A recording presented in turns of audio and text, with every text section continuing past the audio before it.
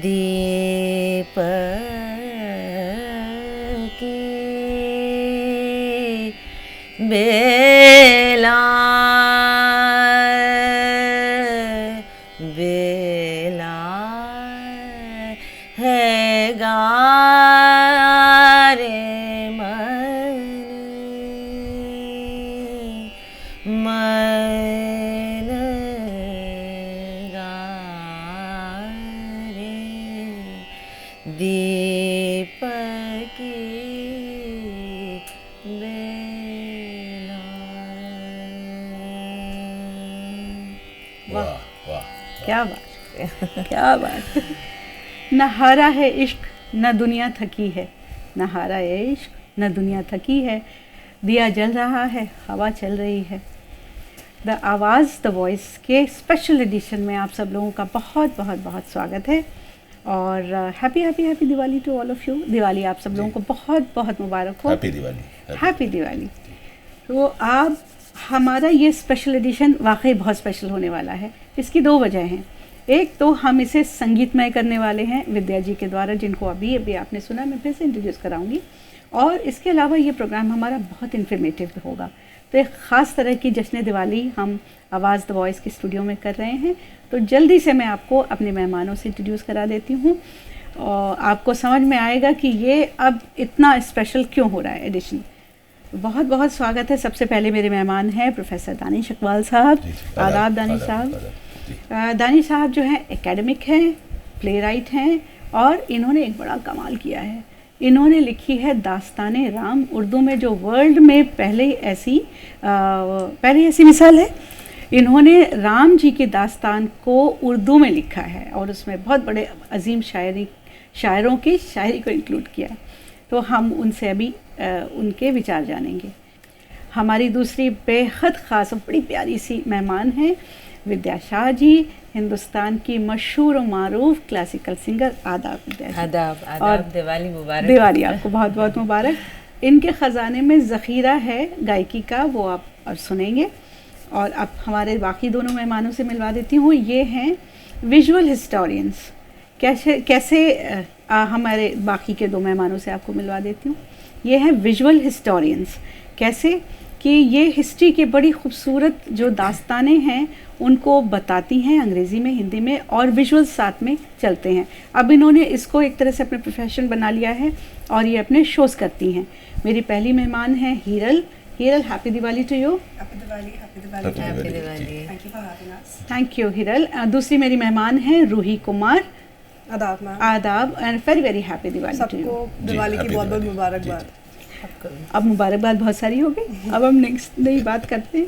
दानिश भाई के पास जाती हूँ। दानिश भाई, जी जी, दास्ताने राम क्या है और इसकी ज़रूरत क्यों पेश आई आपको? देखिए, महर्षि वाल्मीकि ने जो रामायण लिखी उसको सभी जानते हैं। गोस्वामी तुलसीदास ने रामचरितमानस लिखा, उसे सभी जानते हैं। इन जो दो महान रचनाएं हैं, ये जो कालजयी रचनाएं हैं, इन्होंने बहुत से शायरों को, हर ज़बान के शायरों को इंस्पायर किया, तो उर्दू के शायरों को भी मुतासर किया। तो पिछले 150-200 साल में जितने बड़े बड़े शायरों ने जो एक एक मंज़र को लिया, एक एक सीन को लिया, एक एक वाक़े को लिया और उस पर बहुत ही खूबसूरत नज़में लिखी। तो हम लोगों ने उसकी एक तरह की आर्काइविंग की और अगर आप लाइब्रेरीज़ में जाएं तो तकरीबन आपको 100 पूरे के पूरे तर्जुमे मिलते हैं। क्या यानी रामायण फरहत है और पर्शियन, उर्दू, इस तरह का बहुत कंटेंट है। तो वो बहुत खूबसूरत है। लेकिन हमने ये किया कि उसमें जो हीरे मोती हैं, जो जिससे इंस्टेंट आपको जैसे ताली बजती है, फ़ौरन अप्लास आता है, इस तरह का जो कंटेंट है उसको जमा किया और उससे एक स्टेज प्ले बनाया। जो कि हमने सुना था कि भाई उर्दू रामलीला होती थी किसी ज़माने में, नवाबों के ज़माने में, बादशाहों के ज़माने में, हमने होते नहीं देखी। तो हमने कहा हम कब तक सुनते रहेंगे कि होती थी, हम ये क्यों ना कहें होती है, हम शुरुआत करते हैं। हाँ जी जी। तो ये एक बड़ा प्ले है और थोड़ा महंगा पड़ता है क्योंकि इसमें डांस है, कोरियोग्राफी है और इसमें हमने पपेट्री का इस्तेमाल किया है, इसमें शैडो थिएटर का इस्तेमाल किया क्या है। एक आर्ट फॉर्म है कर्नाटक की जी। जिसमें शैडो थिएटर जो होता है वो कलर में आता है। क्या बात है। तो गुंडू राजू साहब को हमने उसमें शामिल किया। जी जी जी। पुनीता शर्मा जो हमारी कोरियोग्राफर हैं, कथक की मशहूर डांसर हैं, जी जी उन्होंने कंट्रीब्यूट किया। जी। तो ये तो एक बड़ा नाटक है, ये हर जगह नहीं हो सकता, तो इसका एक आसान दास्तान गोई वर्जन हमने बनाया। अच्छा। जो 2 आर्टिस्ट जैसे ये लोग करते हैं कहीं पे भी जाके पेश कर सकते हैं। तो ये कहानी है दास्तान राम की। क्या बात है। जी जी। क्या बात है। अभी हम लोग दानिश भाई को इतनी जल्दी छोड़ने वाले नहीं हैं। हम लोग उनसे दास्तान गोई जो दास्तान राम है उसकी कुछ अंश कोशिश करेंगे कि इस प्रोग्राम में हम पेश कर सकें। और अब हम जाते हैं सबसे पहले बहुत जल्दी हिरल, मैं आपके पास आती हूँ। हिरल, मुझे ये बताइए कि दिवाली हिंदुस्तान में हर शख्स हर रिलीजन अगर मैं कह लूँ दूसरी तरीके से मनाता है। जैसे जैनिज़्म अलग तरीके से मनाते हैं, जैनिज़्म में अलग तरीके से होता है, सिखिज़्म अलग तरीके से में दिवाली का कॉन्सेप्ट अलग है। तो ये बताएं कि बेसिकली हम लोग जो हिंदुस्तान में ज़्यादातर करते ये हैं कि राम जी के लौटने की वजह से हम दिए जलाते हैं और एक आतिशबाजी होती है, हमारा सेलिब्रेशन ये है। लेकिन एक्चुअली एंशिएंट हिस्ट्री में इसके हम लोग को पब्लिक सेलिब्रेशन को हम कहाँ तक ट्रेस कर सकते हैं? हाँ जी, एंशिएंट जो हमारा पीरियड है उसमें थोड़ा ट्रिकी हो जाता है ये कहना कि यहाँ से हमारी सेलिब्रेशंस होती थी नहीं होती थी। एंशिएंट इंडियन हिस्ट्री का बात एंशिएंट इंडियन हिस्ट्री के साथ प्रॉब्लम हमारे पास ये है कि सोर्सेस जो फैक्चुअल हैं वो थोड़े लिमिटेड हो जाते हैं, क्योंकि या तो वो थे नहीं, या तो जैसे रिकॉर्ड्स हमने रखे नहीं, या फिर जो अगर रखे तो वो पेरिश हो गए। तो अब जब रामायण की बात आती है तो एक तरफ से वो हमारे लिए इतिहास है, it is like a history, but at the same time it is a philosophical work. Is it also folklore कह सकते हैं। Okay. So it is an ancient work, and ऐसा नहीं है कि ये एक ही टाइम पीरियड पे लिखी गई थी। It stretched for centuries, and by the time that it was finalised, that it took about 800 or so years, 800 साल के करीब लगा। और उसके बाद भी रीजनल डेवलपमेंट्स तो होते ही रहे थे। जी जी। और जब रामायण की बात करते हैं तो उसमें राम जी का रिटर्न लिखा है जी। लेकिन ये नहीं लिखा कि और ये भी लिखा है कि दिवाली मतलब दीपों की बलियाँ लग गई थी। बली मतलब लाइट्स। सो दीपावली वैसे हो गया था।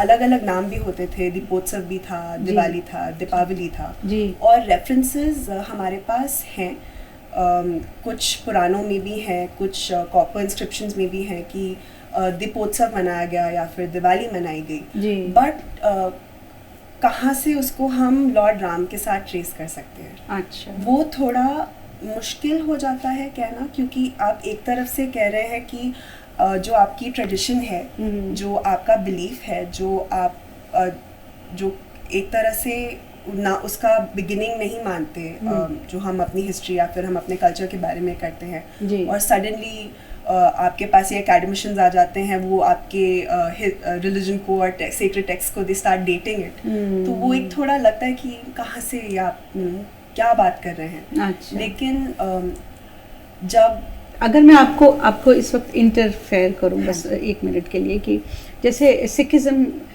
में एक अलग रीज़न है बनाने का, और जैसे जैनीज़ कहते हैं कि जिस दिन निर्वाणा प्राप्त हुआ था महावीर जी को, उन्होंने ऐसे मनाए। तो एक आध जल्दी से ऐसी मिसालें दे दें ताकि फिर हम विद्या जी के पास जल्दी से जाकर सुने।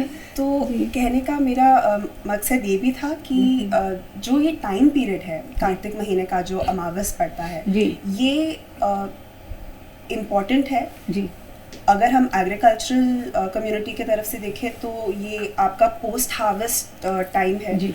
तो इनिशियली जो भी फेस्टिवल्स हुए होंगे वो द फार्मिंग कम्युनिटी के आसपास हुए होंगे। जैसे कहीं हम रीजनल सेलिब्रेशंस में देखते हैं पोहा का यूज़ होता है, चावल का यूज़ होता है। सो वहाँ से यू गेट एन आइडिया कि may be it started with the farming community. But also क्योंकि ये एक ही दिन का सेलिब्रेशन नहीं है। अगर हम दिवाली देखें, धनतेरस से शुरू होता है, भाई दूज तक जाता है। जी जी जी, जी। धनतेरस को हम लक्ष्मी जी के बर्थ से भी एसोसिएट करते हैं कि वो समुद्र मंथन से उस टाइम पे निकली थी। In some instances it is believed that Diwali के दिन लक्ष्मी जी और विष्णु जी का विवाह हुआ था, दैट इज सेलिब्रेटेड। और जो भाई दूज है वो यमा और यमी जो ऋग्वेदिक गॉडेसेस है, the God of death and his sister जो हमारी रिवर यमुना है जी, उनके साथ उनको एसोसिएट करते हैं। अच्छा। और क्योंकि ये टाइम पीरियड इतना वास्ट है, वास्ट नहीं, इतना इम्पोर्टेंट है जी। ये कार्तिक महीने की अमावस की रात जी, तो उसके साथ काफ़ी एसोसिएशंस हैं। जैसे हम एक नॉर्थ में हम रामायण के साथ एसोसिएट करते हैं। मैं आपको हिरल यहाँ पे डिस्टर्ब करूँगी हाँ जी। कि इसको हम आगे वाले उसमें ले लेते हैं, क्योंकि ये अच्छा है, आपको भी थोड़ा सोचने का मौका मिल जाएगा, तो अच्छा रहेगा ना। इसके बाद हम विद्या जी के बाद आपका कर लेते हैं। वो बहुत देर से मैं खुद इंतज़ार कर रही हूँ। मेले हैं चरागों के, रंगीन दिवाली है, महका हुआ गुलशन है, हंसता हुआ माली है। जो लोग पुराने हैं उनको समझ में आ गया होगा कौन सी फिल्म का गाना है, लेकिन भाई जी, विद्या जी आपके हसीन पिटारे में हमारे लिए क्या है आज? क्या सुना सकती हैं जो दिवाली से रेफरेंस हो, जिसका न भी हो तो जश्न के रेफरेंस से, जो आपको बेहतर लगे? एक्चुअली मौसीकी में त्योहारों का या फिर मौसम का खास ही खास प्रसंग होते हैं, खास टेक्स्ट होते हैं, लिरिक्स होते हैं, कॉम्पोजिशंस होते हैं जी।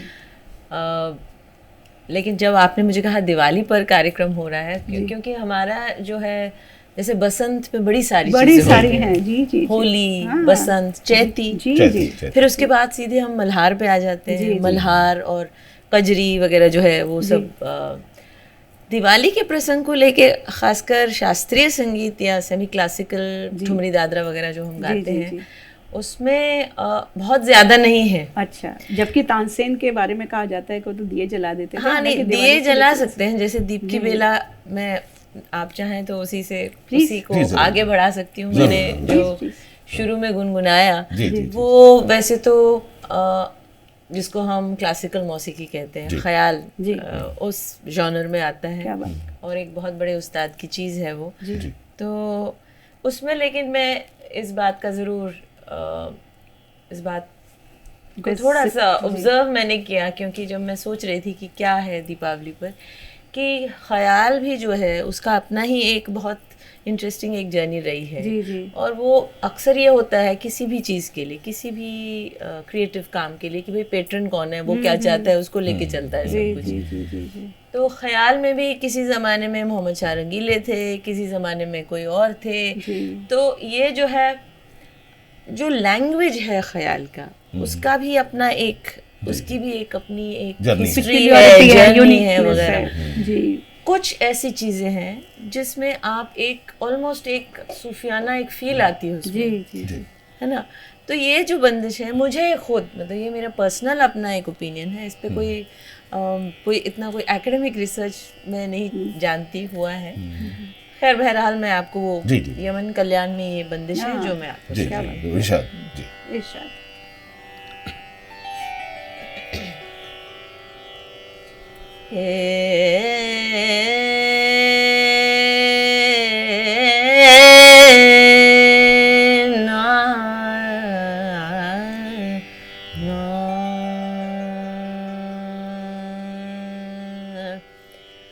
दीपकी बेला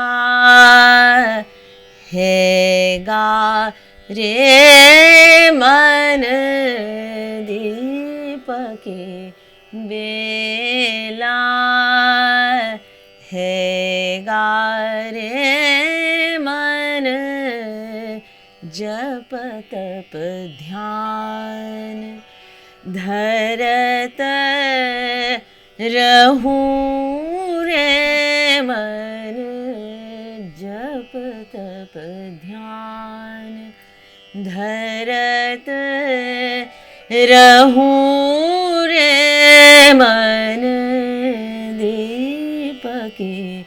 बेला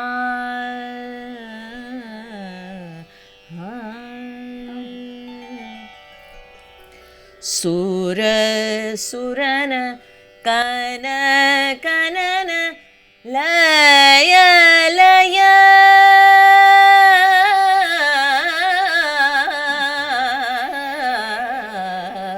सुर सुरन कन कनन लय लय तानन नयो नयो रूप रंगायो रे मन नयो नयो रूप रंगायो रे मन दीपके बेला बेला बेला दीपके बेला।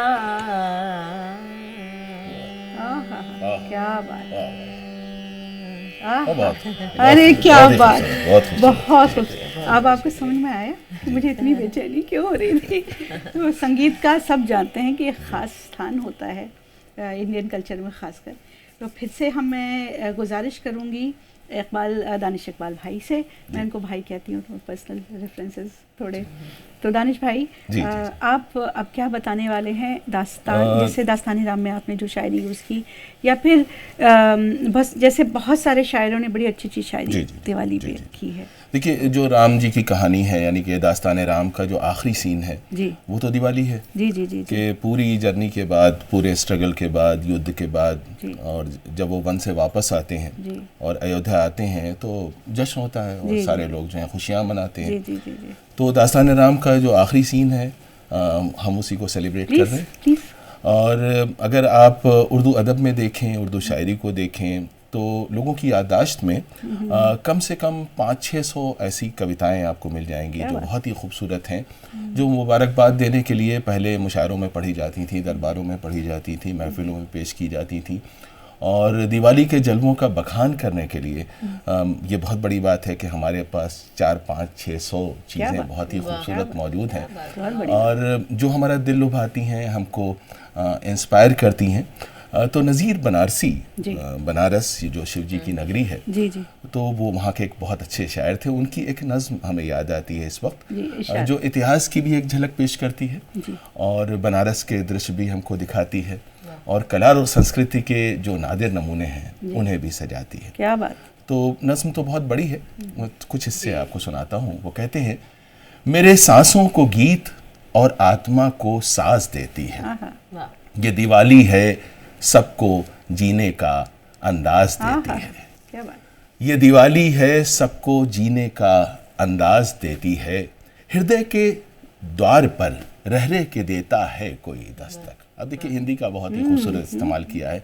हृदय के द्वार पर रह रह के देता है कोई दस्तक, बराबर जिंदगी आवाज पर आवाज देती है। सिमटता है अंधेरा पांव फैलाती है दिवाली, सिमटता है अंधेरा पांव फैलाती है दिवाली, हंसाए जाती है रजनी हंसे जाती है दिवाली।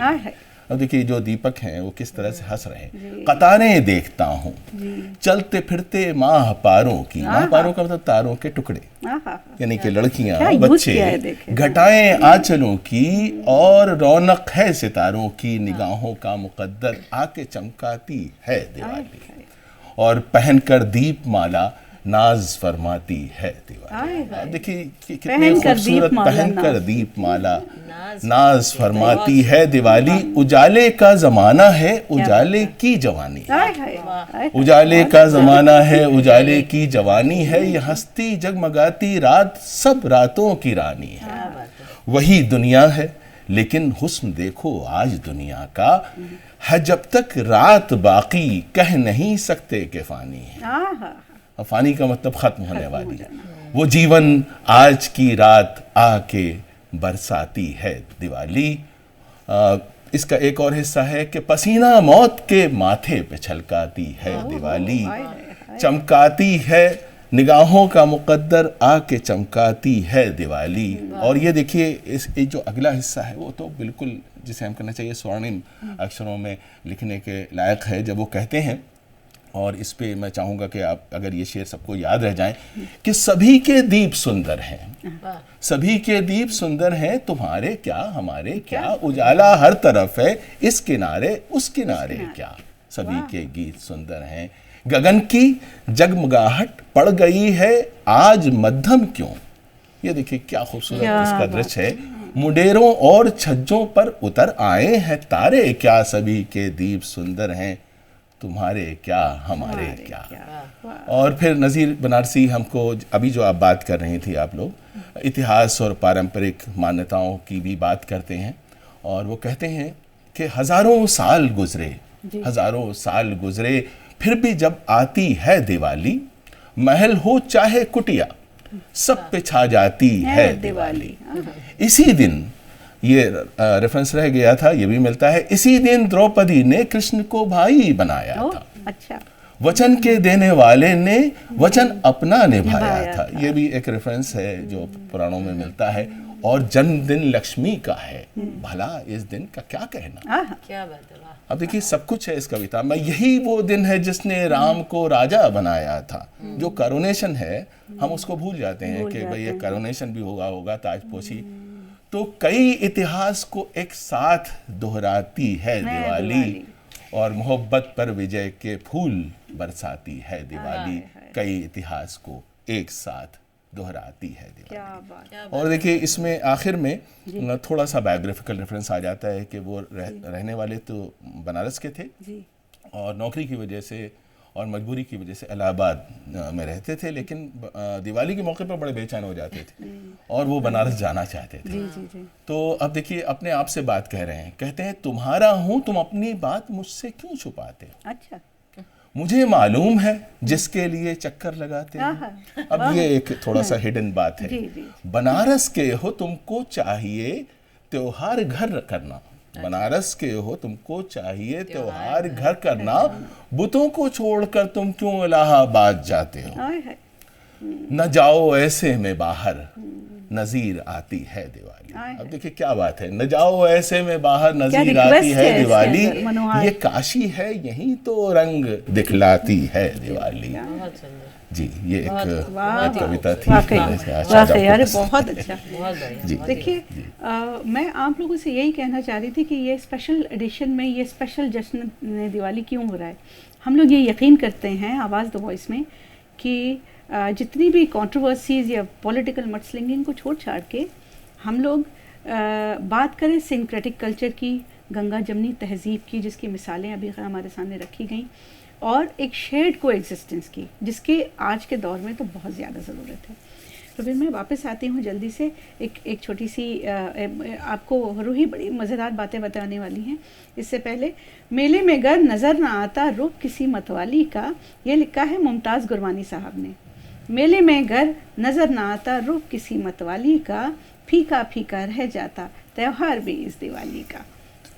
तो रूही मैं आपसे जानना चाहती हूँ, आपने मुझसे जिक्र किया था कि मुग़लों के दौर में दिवाली को बाकायदा सेलिब्रेशन की तरह से स्टार्ट किया गया, शुरू किया, तो प्लीज़ इसके बारे में कुछ बताएं। जब हम मिडीवल टाइम की तरफ जाते हैं तो जब हमारा दिल्ली में सल्तनत पीरियड था उस वक्त भी मोहम्मद बिन तुगलक अपनी हिंदू रानियों के साथ दिवाली मनाते थे। पर जिसको हम ग्रैंड तरीके से दिवाली मनाना कहते हैं वो हमारे जो बहुत ही चहीते तीसरे मुग़ल बादशाह हैं अकबर, उन्होंने उसकी शुरुआत की थी। तो अकबर बहुत क्यूरियोसिटी से भरे हुए होते थे एंड उनको होता था कि अगर मुझे दूसरे मज़हब के बारे में जानना है तो उनके जश्न में भी मुझे शामिल होना पड़ेगा। तो उन्होंने फिर दिवाली क्या, जन्माष्टमी क्या, होली मनानी शुरू कर दी। और अबुल फजल भी कहते हैं कि हार्मनी और यूनिटी का जो माहौल पैदा हुआ था इसकी वजह से वो देखने वाला था। और क्योंकि उनके पास एक ट्रांसलेशन ब्यूरो भी थी, वहाँ पे शामिल थी, तो रामायण को पर्शियन में ट्रांसलेट किया गया और उसको दरबार में हर दिवाली के दिन उसको पढ़ी जाती थी। फिर जब दिवाली आई तो सल्तनत में जितने भी खानसा में थे, मिठाई हलवाई वाले थे, वो सारी मिठाइयाँ बनाते थे। तो अकबर बोलते थे कि शाही टुकड़ा बनाइए या खीर बनाइए या हलवे बनाइए। ये रेफरेंसेस मिलते हैं। हाँ जी, हाँ जी। हलवा तो वैसे भी इट्स केम फ्रॉम पर्शिया, तो हम काफ़ी बार हम अब जो खाते हैं वही, तो उन्होंने कहा कि हलवे बनाइए, जश्न का माहौल पैदा होना चाहिए। और साथ में हिंदू राजा थे, जितने उनके सबऑर्डिनेट्स थे वो भी बहुत खुश होते थे कि कैसे हमारे जो बादशाह हैं, एक मुसलमान बादशाह हैं और हमारे लिए कितना कुछ कर रहे हैं। और हम एक सिंक्रेटिक कल्चर है, एक एक coming together of the two religion, and बहुत धूमधाम से मनाते थे। जो उनका कैपिटल था फतेहपुर सीकरी, वहाँ पे भी रात को दिए जलाए जाते थे, चिरागदान जलाए जाते थे। जब हम जहांगीर के दौर में आते हैं, उनके जो बेटे थे, तो जहांगीर ने वही जो सिलसिला था उसी को दोहराया, पर साथ में मिठाइयाँ और ऐड करनी शुरू कर दी उन्होंने। फलूदे ऐड करने शुरू कर दिए, पान ऐड करना शुरू कर दिया। मुंह में पानी नहीं आ रहा है। मेवाड़ से मंगाते थे सामान, गोलकोंडा से, श्रीनगर से ड्राई फ्रूट्स आते थे। तो उन्होंने इस चीज़ का सिलसिला जारी रखा। हम जब शाहजहाँ के दौर में आते हैं, तो क्योंकि शाहजहाँ आगरा से उठ के दिल्ली में आ गए थे, दिल्ली उनका कैपिटल था, शाहजहानाबाद सिटी बनाई थी उन्होंने, तो यहाँ पे भी धूमधाम से मनाए जाते हैं। और ये शाहजहाँ हैं, शाहजहाँ तो कोई भी चीज़ छोटी नहीं करते, वो ग्रैंड्योर के साथ करते हैं। तो शाहजहाँ ने भी काफ़ी मिठाइयाँ बनवानी शुरू कर दी। और जो सिलसिला जश्न का होता था वो दशहरे से ही शुरू हो जाता था। तो नीलकंठ उड़ाए जाते थे, प्रोसेशंस होती थी हाथी घोड़ों की, और जब दिवाली आती थी आकाश दिया जलाते थे, वो जो पोल से अटैच करके, जो वो बलून छोड़ हाँ जी, देते हैं, उसी से कुछ कंदील हाँ जी वो जलाते थे। फिर दिवाली के दिन वो नहा धो के मलमल के कपड़े पहनते थे और अपनी हिंदू रानियों के पास जाते थे, और वहाँ पे मौलाना जी और पंडित जी दोनों अपनी दुआएं और वो चांटिंग शुरू करते थे, वो सजदा करते थे, और उसके बाद दिवाली का सिलसिला शुरू होता था। और जो नहर जाती थी चांदनी चौक में, उसको भी दियों से और दीपों से सजाया जाता था। कितनी अच्छी इन्होंने मंजरकशी की है। जी। उसके बाद जब औरंगजेब के वक्त, क्योंकि वो खुद बहुत मॉडेस्ट इंसान थे, तो उस टाइम इतना नहीं हुआ, पर उनके जो पोते थे मोहम्मद शाह रंगीला, तो वो तो हर एक फेस्टिवल के लिए बहुत बेताब रहते थे। तो दिवाली भी जब आती थी, तो वो अपने एक बहुत ही फेमस आर्टिस्ट थे नीदामल, उनको बोलते थे कि रंग महल को खूबसूरत बना दो, और खुद बहुत सुंदर कपड़े पहनते थे, मोजरियों में भी उनकी मोती जड़े होते थे, तो वो बहुत शौकीन थे इन चीज़ों के लिए। और जो रंग महल है लाल किले में, उसी महल को बहुत सुंदर सजाया जाता था दिवाली के टाइम पे। हरम में भी दिवाली मनाई जाती थी, बहुत धूमधाम से मनाई जाती थी, और जितनी भी बेगमें थीं उनको सबको बेसब्री से इंतज़ार रहता था। और फिर जब हम आते हैं जो हमारे आखिरी मुग़ल बादशाह हैं, जो बहादुर शाह ज़फ़र, उनके पास इतना नहीं था क्योंकि वो खुद पेंशन पे थे, पर उनको होता था जो मेरे पूर्वज हैं, जो जैसे वो दिवाली मनाते हैं, क्यों ना मैं भी वैसा बनाऊं। तो थोड़ा कुछ वो करते ही थे, तुलादान होता था, तो जो उनके जो वे किया जाता था वो आवाम में डिस्ट्रीब्यूट बांटा जाता था। और साथ में आतिशबाजियाँ होती थी यमुना के किनारे, तो लोग आके देखते थे। और साथ ही साथ में जितने भी प्रिंसेस बेगमात थीं, वो सारी कुतुब मीनार की तरफ जाती थीं और वहाँ पे वो आतिशबाजियाँ देखती थी, क्योंकि काफ़ी जो हमारे आखिरी मुग़ल बादशाह थे, वो सारे महरौली की तरफ जानी शुरू कर दिया था उन्होंने, क्योंकि वो हमारे जो हज़रत कुतुबुद्दीन बख्तियार काकी हैं, उनके पास करीब रहना चाहते थे।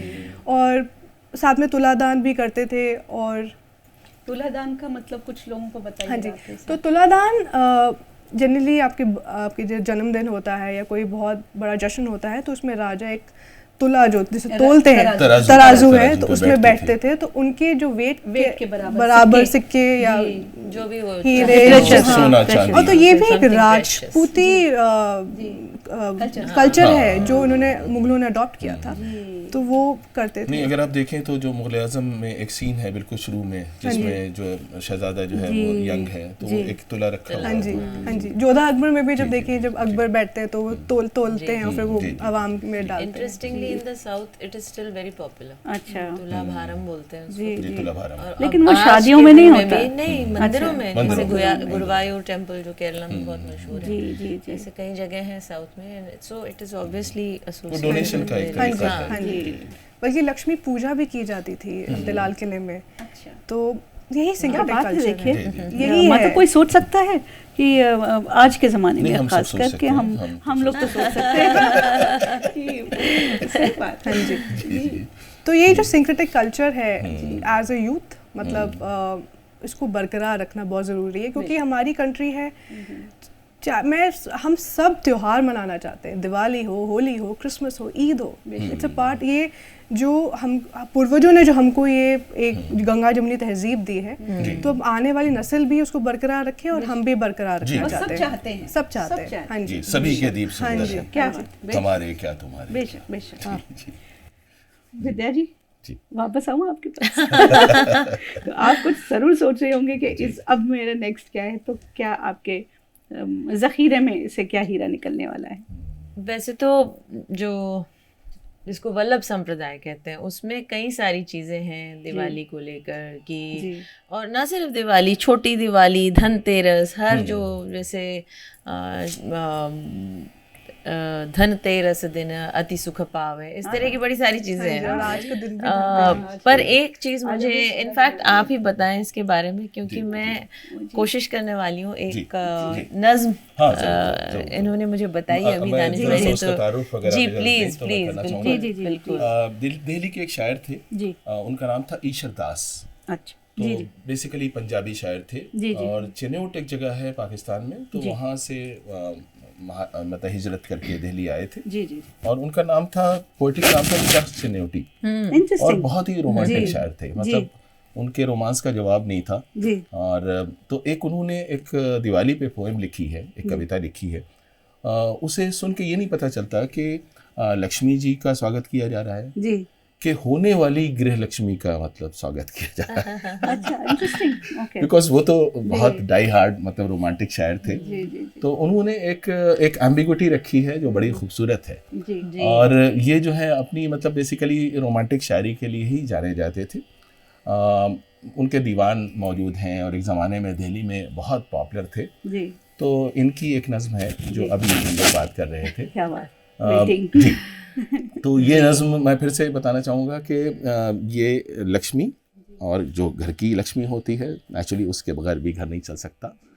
तो ये कविता कुछ यूँ है कि जल रहे हैं दिए मुडेरों पर, हो रहा है करम अंधेरों पर, तुम जो बनकर किरण किरण आओ। देखिए अब कितना खूबसूरत रेफरेंस है, तुम जो बनकर किरण किरण आओ, दाग दिल भी हंसे सवेरों पर, मुस्कुराती हुई चली आओ, दिल सुलगता है दाग जलते हैं, छन छनाती हुई चली आओ, आरजुओं के बाग जलते हैं। और बन हुन की देवी हो तुम, कौन, लक्ष्मी जी या उनकी होने वाली लक्ष्मी, हुन की देवी हो तुम मेरे घर में, रोज़े दिवाली गमज़दा घर में, हुन लुटाती हुई चली आओ, मुस्कुराती हुई चली आओ, आंसुओं के चिराग जलते हैं। और आखिर में कहते हैं, जिसको कहते हैं लोग दीवाली, ऊंचे आदर्श की निशानी है, बाप दादों के पाक जीवन की एक अजमत भरी कहानी है, जल रहे हैं दिए मुडेरों पर, हो रहा है करम अंधेरों पर। जी। तो इसी को कोशिश जी जरूर। All yours. जी। मेरे लिए बिल्कुल नई चीज़ है, लेकिन इतनी अच्छी लगी कि मैंने कहा अच्छा, आपने फॉरेन इम्प्रॉम्प्टू किया है, पढ़ते हैं इसमें। बताइए, देखिए ये तो सारी गुस्ताखियाँ माफ, पहले ही मैं माफ़ी चाहती हूँ आपसे, कोई गलतियाँ हो तो, है ना।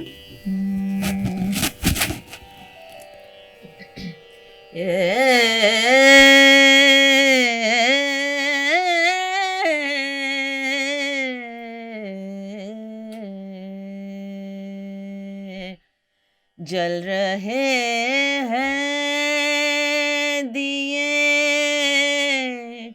मुंडेरों पर,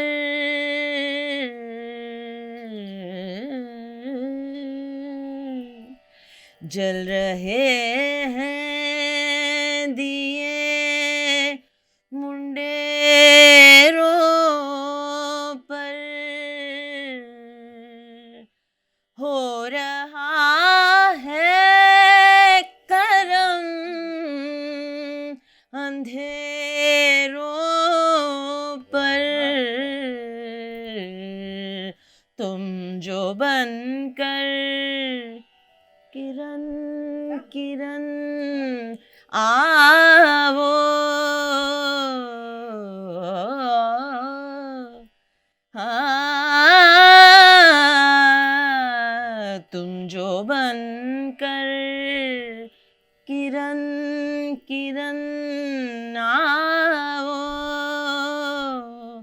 दागे दिल भी हंसे सवेरों पर, मुस्कुराती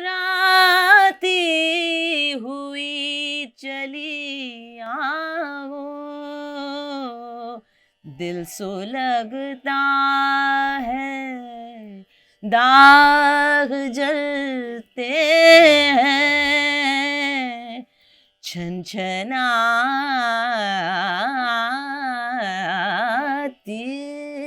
हुई चली आओ, हाँ छनछनाती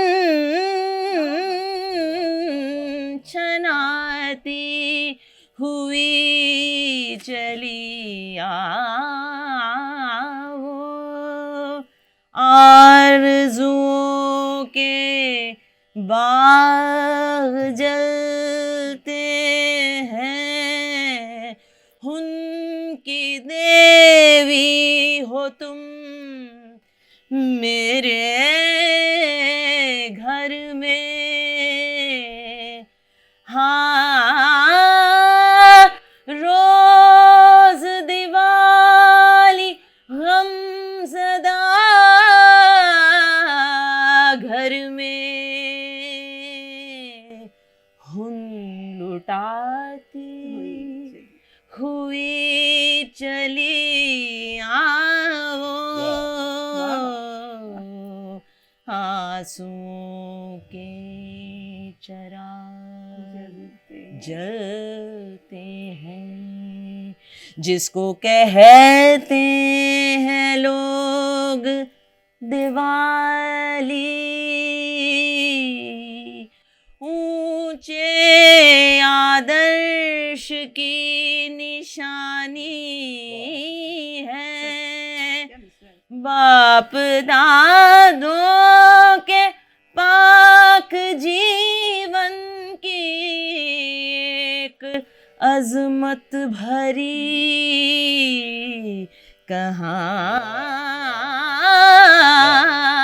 कहानी है, जल रहे हैं दिए मुंडेरों पर।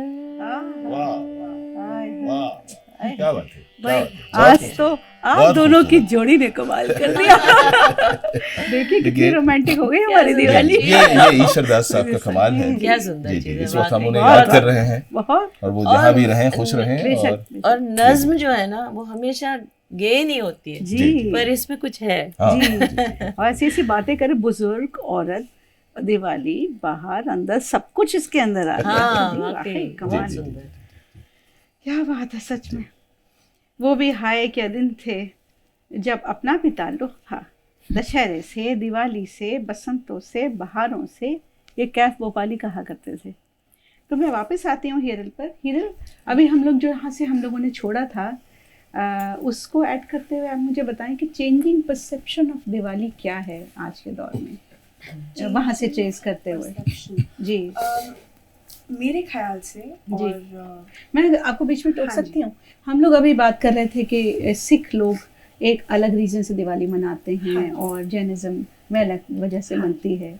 तो मुझे थोड़ा सा रोशनी उस पर डालते हुए हाँ जी, चेंजिंग तो परसेप्शन के बारे में जैसे बताएं। कार्तिक महीने का जो अमावस है जी उसका एक इम्पोर्टेंस है। तो जैसे इसी टाइम पे इन जैनिज्म बिलीव करते हैं कि जो महावीर थे उनके तीर्थंकर थे 23rd एंड फाइनल, उनको इसी दिन पे निर्वाणा प्राप्त हुई।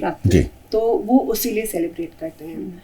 सदर्न पार्ट्स में इसी टाइम पे हम नरका चतुर्दशी भी सेलिब्रेट करते हैं, which is associated to lord Krishna. In some parts it is associated with his wife defeating the evil of the Narakasura. जी जी। तो वो भी एक सेलिब्रेट करते हैं. वेस्टर्न पार्ट्स में the same tale is associated with the goddess Kali. इसी टाइम पे in some parts they think that this is the start of a new year. So in merchant communities आप बाही खाता फिर नया खोलते हैं, फाइनेंशियल ईयर नया शुरू. नेपाल में भी नया साल शुरू करते हैं. हाँ जी.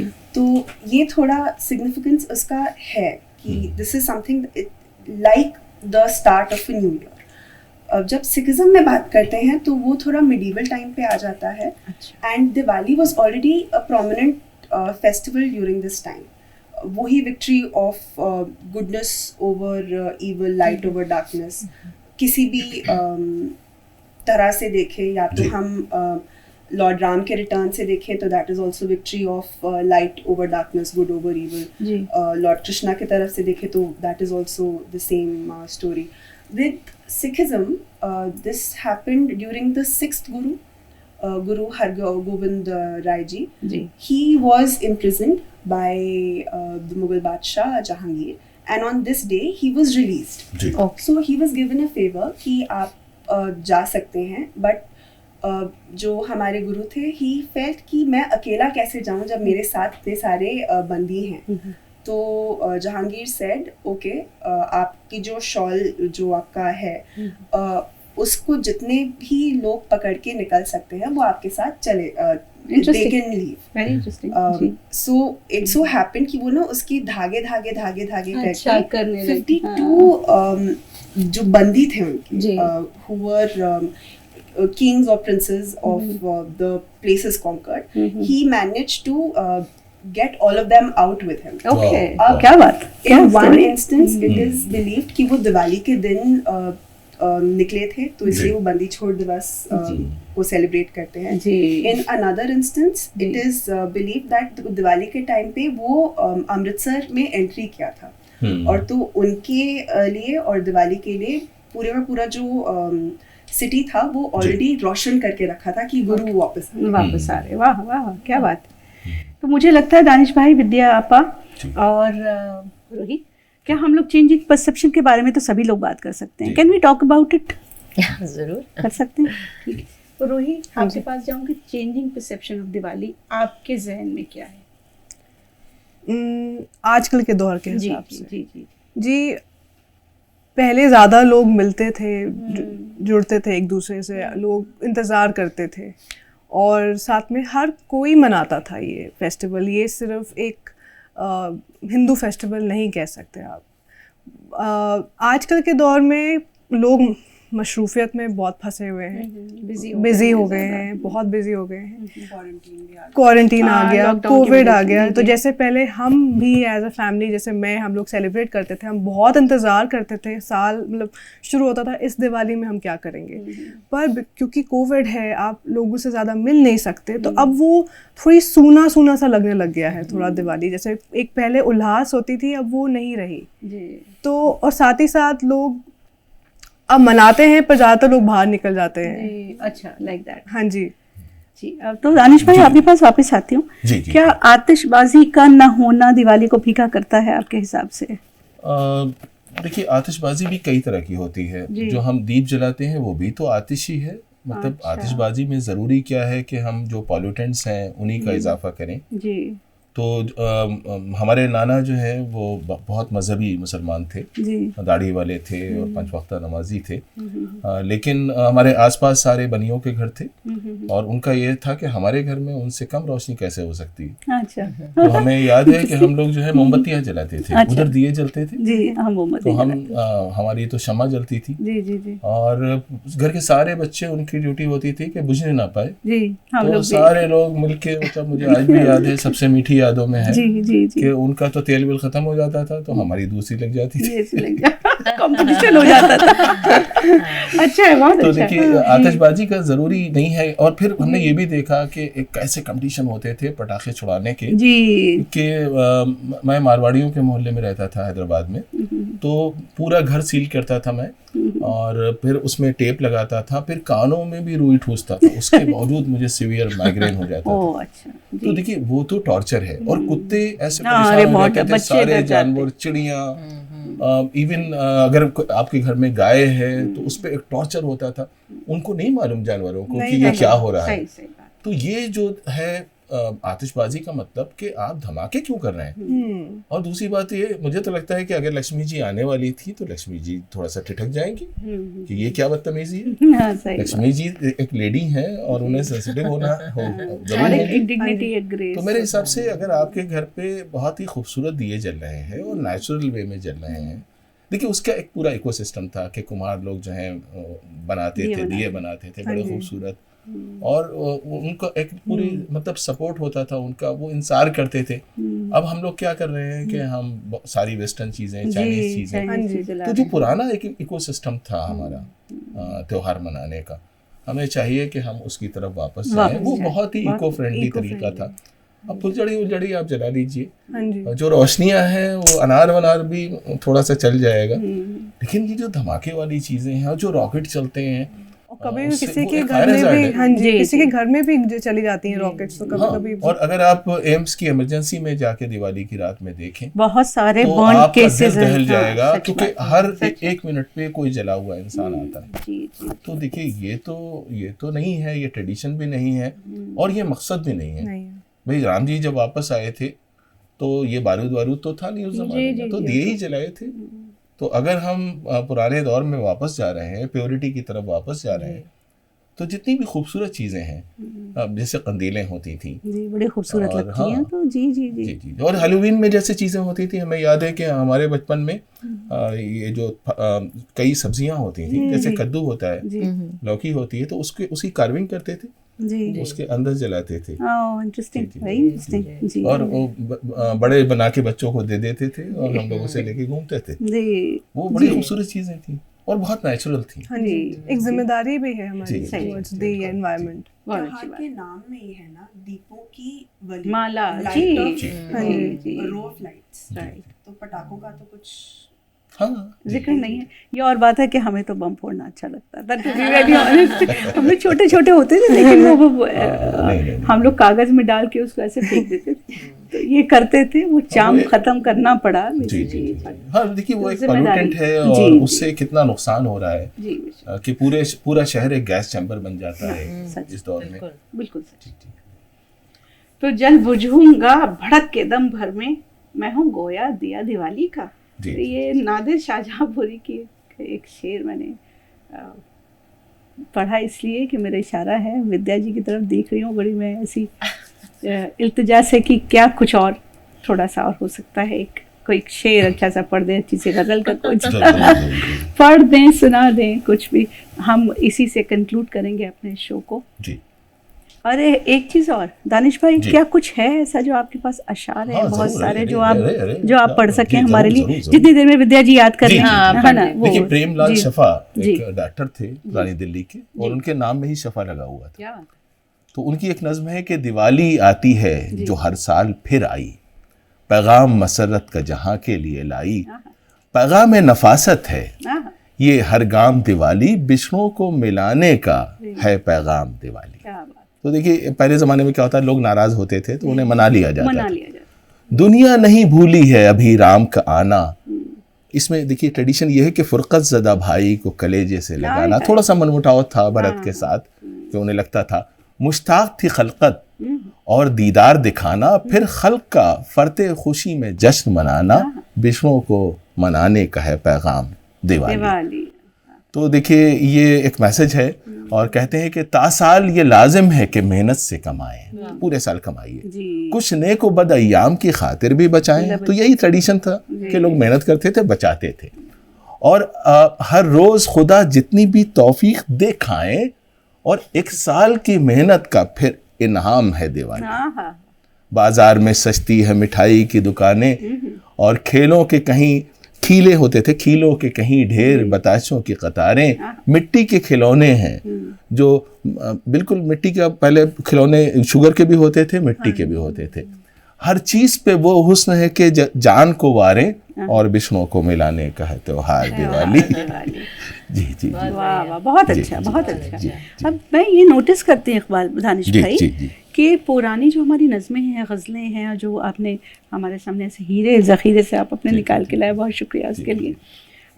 उसमें संदेश कितने अच्छे अच्छे हैं। आप ये कह रहे हैं कि बड़ों के साथ मोहब्बत करो, फिर अपने रूठे भाई को मना लो। देखिए जो हिस्टोरियंस बातें कर रहे थे वही शायद लोग बातें कर रहे हैं जी।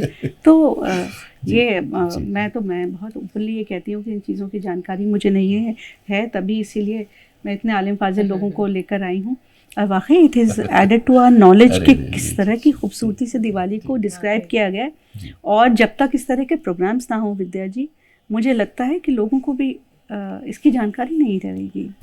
आप बिल्कुल सही कह रहे हैं राना जी। आप एक जो अभी परसेप्शंस, चेंजिंग परसेप्शंस की बात हो रही थी, मुझे बस उसमें एक ही ये बात जोड़नी थी कि एक तरफ हम इंडियन कल्चर और उसको इतना मतलब कहीं इतने बड़े पेडेस्टल पे बैठा देते हैं और हर वक्त उसके 5000 सालों की हम बातें प्रेज करते रहते हैं।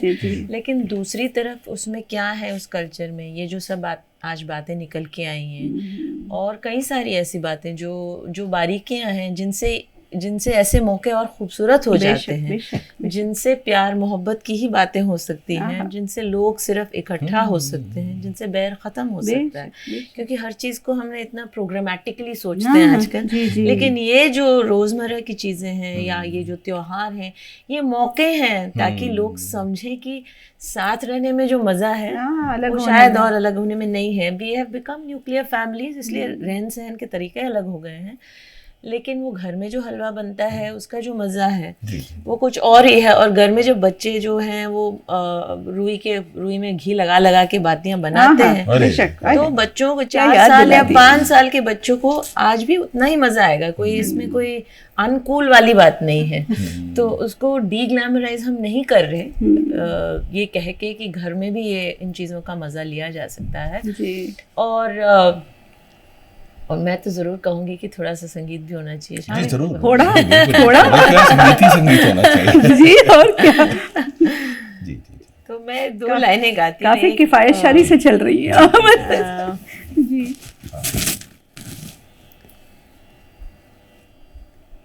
ये 1946 में एक फिल्म आई थी महाराणा प्रताप करके, उसमें एक गाना था, बहुत एकदम खुशहाली वाला गाना नहीं है लेकिन बड़ा स्वीट सा गाना है कि भाई दिवाली है, सब जगह दिए जल रहे हैं और सब लोग मज़े कर रहे हैं, तुम कहाँ चले गए, वो परदेसी क्यों बन गए तुम मेरे। हाँ, तो ये खुर्शीद बानो का गाया हुआ है। इसकी 2-3 लाइनें सुनाती हूँ। मतलब बहुत बड़ा कोरस टाइप गाना है, लेकिन खैर।